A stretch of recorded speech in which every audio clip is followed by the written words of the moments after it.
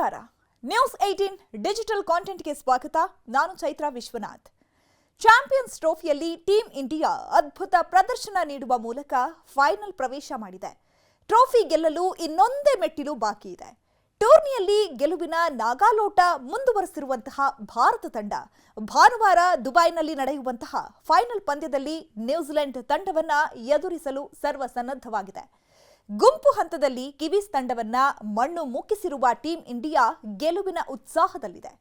Run machine Virat Kohli, Shreyas Iyer, Hardik Pandya, Akshar Patel ಭರ್ಜರಿ ಫಾರಂನಲ್ಲಿದ್ದು ರನ್ಗಳ ಹೊಳೆ ಹರಿಸಲು ಉತ್ಸುಕರಾಗಿದ್ದಾರೆ.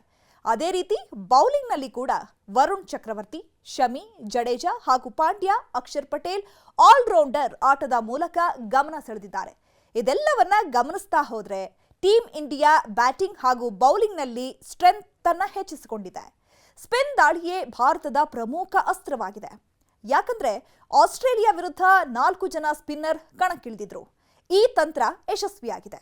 ಇದೇ ತಂತ್ರವನ್ನ ಈಗ ಫೈನಲ್ ಪಂದ್ಯದಲ್ಲಿ ಬಳಸುವ ಸಾಧ್ಯತೆ ಹೆಚ್ಚಿದೆ. ಇನ್ನು ನ್ಯೂಜಿಲೆಂಡ್ ತಂಡದ ಬಲಾಬಲವನ್ನ ಗಮನಿಸೋದಾದ್ರೆ ದಕ್ಷಿಣ ಆಫ್ರಿಕಾ ವಿರುದ್ಧ ಶತಕ ಬಾರಿಸಿದ ರಚಿನ್ ರವೀಂದ್ರ, ಕೇನ್ ವಿಲಿಯಮ್ಸನ್ ಭರ್ಜರಿ ಫಾರ್ಮ್ನಲ್ಲಿದ್ದಾರೆ. ಇನ್ನು ಡೆರೆಲ್ ಮಿಚೆಲ್, ಫಿಲಿಪ್ಸ್ ಉತ್ತಮವಾಗಿ ಆಟ ಆಡ್ತಿದ್ದಾರೆ. ಟಾಮ್ ಲಥಾಮ್, ವಿಲ್ ಯಂಗ್ ಅಂತಹ ಬ್ಯಾಟ್ಸ್ಮನ್ ಯಾವ ಕ್ಷಣದಲ್ಲಿಯೂ ಸಿಡಿಯಬಲ್ಲ ಆಟಗಾರರು. ಇನ್ನು ಬೌಲಿಂಗ್ ಸ್ಟ್ರೆಂತ್ ನೋಡೋದಾದ್ರೆ ಸ್ಯಾಂಟ್ನರ್, ಬ್ರೇಸ್ವೆಲ್, ಜೆಮಿಸನ್ ಅಂತಹ ಅಪಾಯಕಾರಿ ಬೌಲರ್ಗಳು ಇದ್ದು ರಚಿನ್, ಫಿಲಿಪ್ಸ್ ಕೂಡ ಆಲ್ರೌಂಡರ್ ಆಟ ಆಡಬಲ್ಲ ಆಟಗಾರರು. ಇನ್ನು ಎರಡೂ ಟೀಮ್ಗಳು ಗ್ರೂಪ್ ಹಂತದಲ್ಲಿ ಹಾಗೂ ಸೆಮಿಫೈನಲ್ನಲ್ಲಿ ಉತ್ತಮವಾಗಿ ಆಡಿದೆ. ಆದ್ರಿಂದ ಎರಡೂ ತಂಡಗಳ ನಡುವೆ ಬಿಗ್ ಫೈಟ್ ಆಗೋದಂತೂ ಸತ್ಯ. ಇದರ ಜೊತೆಗೆ ನ್ಯೂಜಿಲೆಂಡ್ ವಿರುದ್ಧ ರೋಹಿತ್ ಪಡೆ 25 ವರ್ಷಗಳ ಹಿಂದಿನ ಸೋಲಿನ ಸೇಡನ್ನ ತೀರಿಸಿಕೊಳ್ಳೋದಕ್ಕೆ ರೆಡಿಯಾಗಿದೆ. ಹೌದು, 2000ನೇ ಇಸವಿಯಲ್ಲಿ ಕೀನ್ಯಾದಲ್ಲಿ ನಡೆದಂತಹ ಐಸಿಸಿ ನಾಕ್ಔಟ್ ಟ್ರೋಫಿ ಅಂದ್ರೆ ಈಗ ಚಾಂಪಿಯನ್ಸ್ ಟ್ರೋಫಿ, ಈ ಟೂರ್ನಿಯಲ್ಲಿ ನ್ಯೂಜಿಲೆಂಡ್ ಚಾಂಪಿಯನ್ ಆಗಿತ್ತು. ಈ ಪಂದ್ಯದಲ್ಲಿ ಸೌರವ್ ಗಂಗೂಲಿ ನೇತೃತ್ವದಲ್ಲಿ ಭಾರತ ತಂಡ ನ್ಯೂಜಿಲೆಂಡ್ ವಿರುದ್ಧ ಫೈನಲ್ನಲ್ಲಿ ಸೋತಿತ್ತು.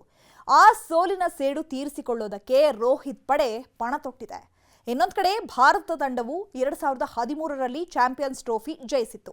2017ರಲ್ಲಿ ರನ್ನರ್ ಅಪ್ ಆಗಿತ್ತು. ಇದೀಗ ಮತ್ತೊಮ್ಮೆ ಚಾಂಪಿಯನ್ ಪಟ್ಟದ ಸನಿಹದಲ್ಲಿದೆ. ಫೈನಲ್ ಪಂದ್ಯದಲ್ಲಿ 2 ವೇಗಿಗಳು ಮತ್ತು 4 ಸ್ಪಿನ್ನರ್ಗಳನ್ನ ಕಣಕ್ಕಿಳಿಸೋದು ಬಹುತೇಕ ಖಚಿತವಾಗಿದೆ.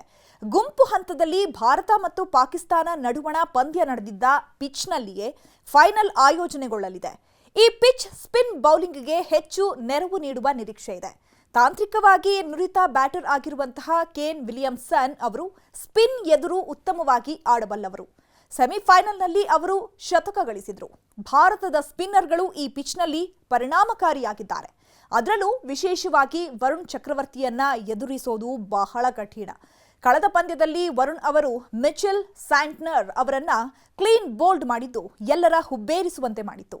ಇನ್ನು ಕಿವೀಸ್ ತಂಡದಲ್ಲಿ ಭಾರತದಷ್ಟೇ ನಿಪುಣ ಸ್ಪಿನ್ನರ್ಗಳಿದ್ದಾರೆ.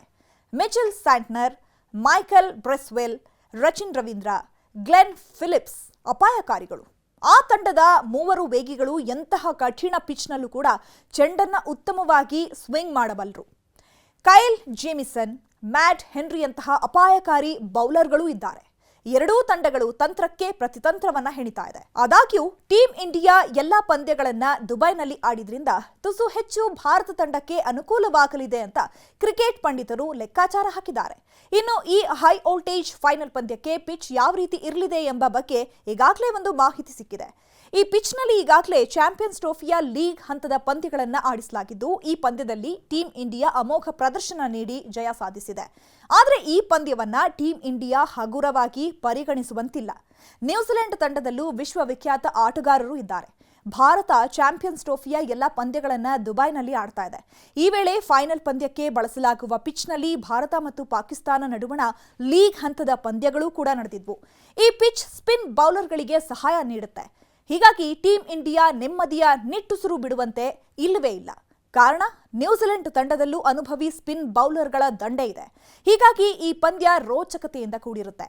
ಹೀಗಾಗಿ ಎಲ್ಲರ ಚಿತ್ತ ಫೈನಲ್ ಪಂದ್ಯದತ್ತ ಹೊರಳಿದ್ದು ಕೋಟಿ ಕೋಟಿ ಭಾರತ ಕ್ರಿಕೆಟ್ ಅಭಿಮಾನಿಗಳ ಪ್ರಾರ್ಥನೆ ಒಂದೇ, ಗೆದ್ದು ಬಾ ಭಾರತ. ನಾವು ಕೂಡ ಟೀಮ್ ಇಂಡಿಯಾಗೆ ಆಲ್ ದಿ ಬೆಸ್ಟ್ ಹೇಳೋಣ.